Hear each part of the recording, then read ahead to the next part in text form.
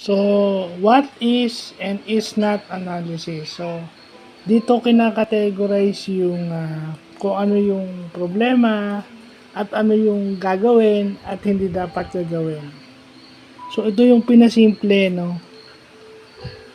Yung is yung cause, and then yung is not yung hindi.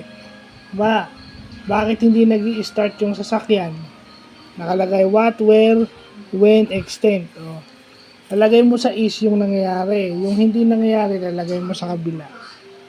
So, yan. Yan yung template ng what is and is not analysis. So, pag-aaralan pa natin to more deeply, gagawa tayo. Since may template na ako, blinag ko lang muna. So, ito yung mga bagong learnings na natututunan natin. Salamat sa Instagram. Salamat sa social media at nalalaman natin itong mga bagay na to.